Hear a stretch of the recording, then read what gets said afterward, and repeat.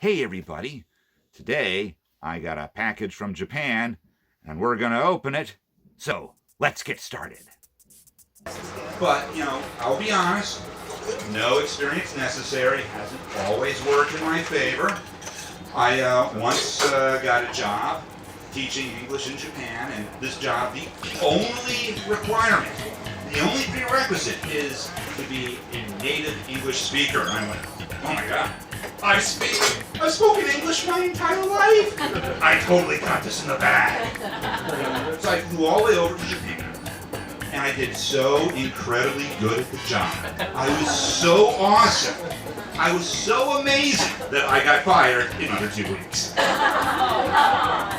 That's true, and Yep, that's right. The cat's out of the bag.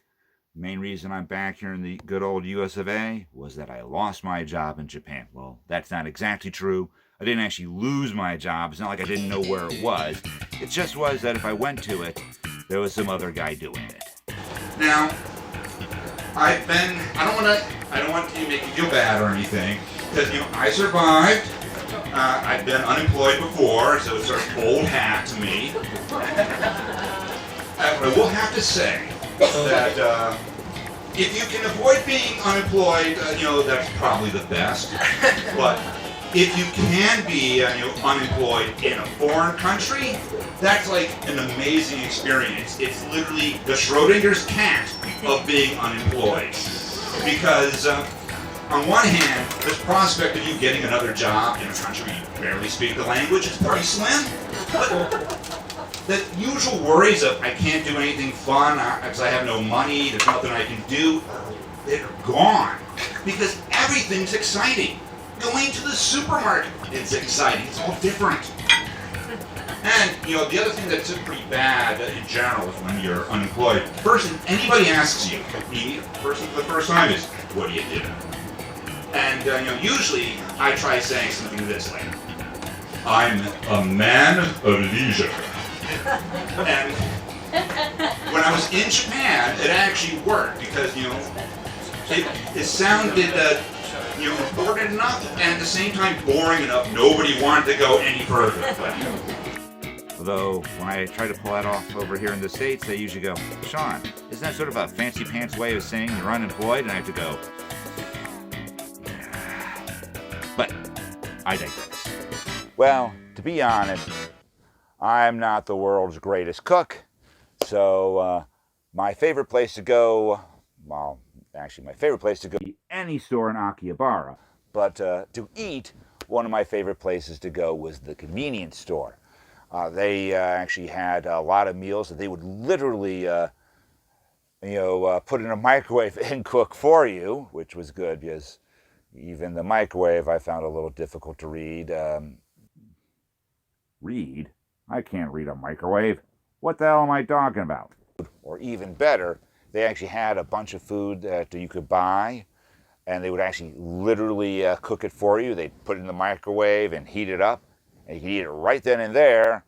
No cooking on your part necessary. And I've been back in America for about 5 years, and I was kind of missing some Japanese food. So I used my good friend, the interwebs, and I ordered some. And here it is. Although I'm not entirely certain it should be making this kind of noise. Well, let's open it up and eat ourselves some Japanese food. Now, I could open this up like a normal person, but where's the fun of that? You're not watching this video to see a normal person open a box. Seems like I've just made fun of myself there. Well, at any rate, I'm not going to open this box like a normal person. I could use a box cutter. I could use a knife. But I'm going to use this ray gun.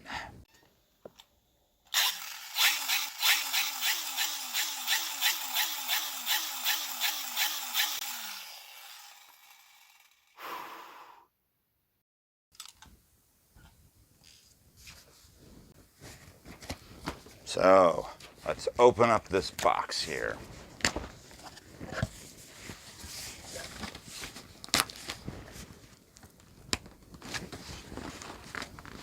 The laser gun didn't work as well as I thought it would.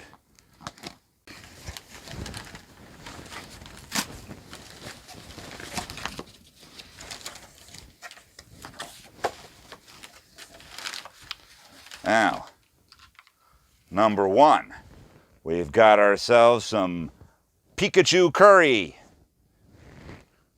Pikachu, Pikachu, Pika Pika, Pikachu. What else do we get in here?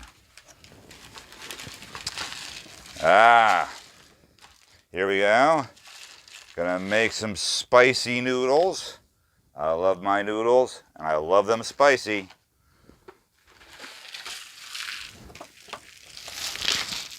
More spicy ramen.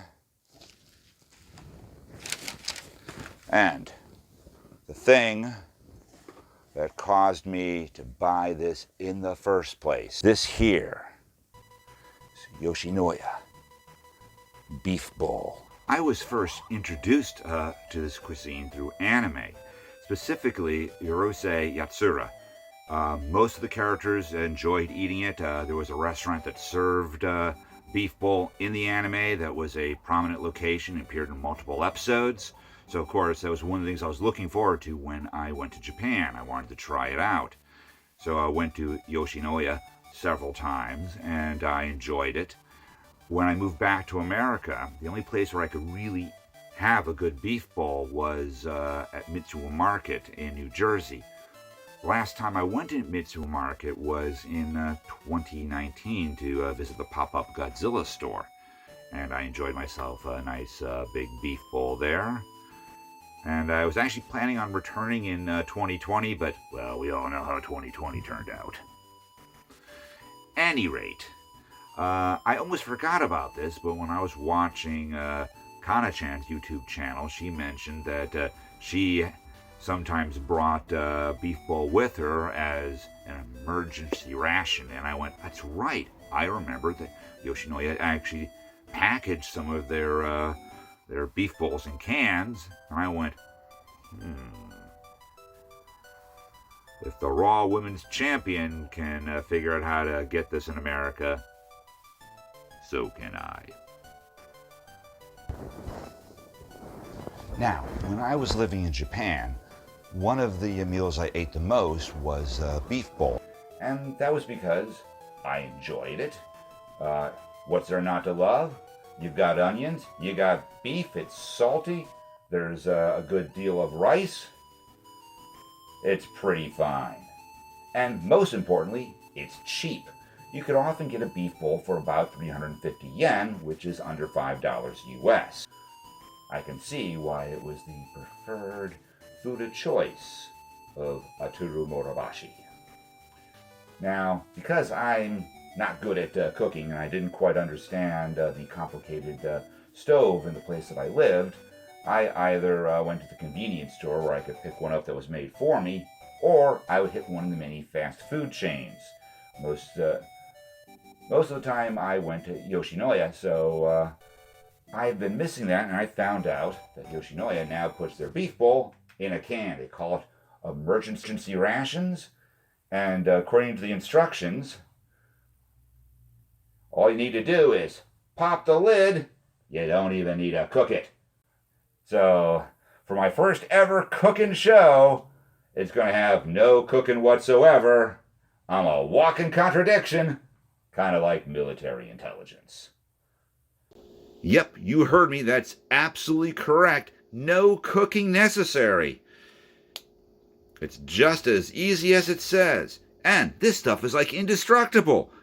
According to this, its expiration date is 2023. This thing's like, it keeps forever. Well, that is if forever was only like 2 years, but you get the point. So, I got my can. I've got some chopsticks. Let's get into this. Put the chopsticks down because apparently I need 2 hands to open up a can.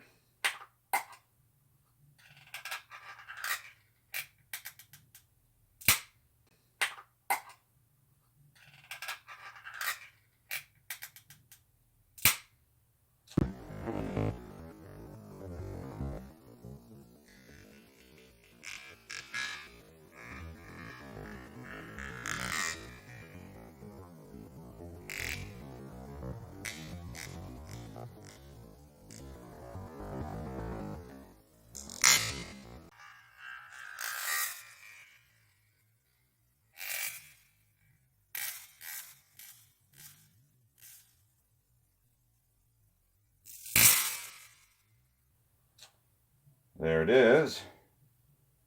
You can see it. You got the beef, you got the rice. Now it's time to see if I can enjoy myself some beef bowl.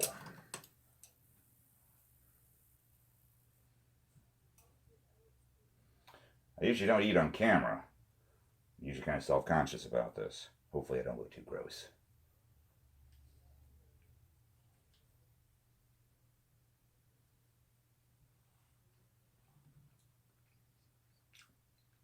It's good. Usually when I went to the restaurant or if I went to the convenience store, it was freshly prepared, so it was warm. And this is obviously room temperature. But it's still good.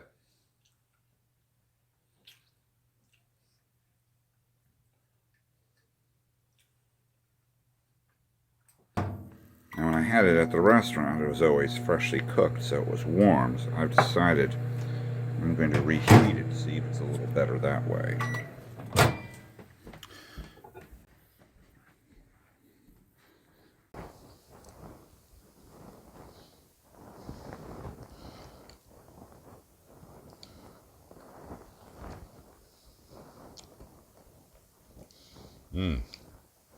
Very good.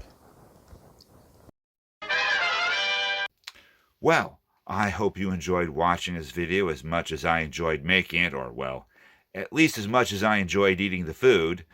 I actually bought some more Japanese food, so if you'd like me to, I can make another video.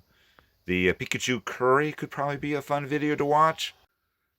I know I'm vastly entertaining, but I don't know even if I can make instant noodles a fun video, but although I do have these Freddy Krueger chopsticks. Freddy Krueger could make anything interesting. If you ask me to, I will try with a Zen-like Herculean effort. Until then, like this video, share this video, subscribe to my channel, click the like button, do all that YouTube stuff, and I'll see you next time. Thank you very much.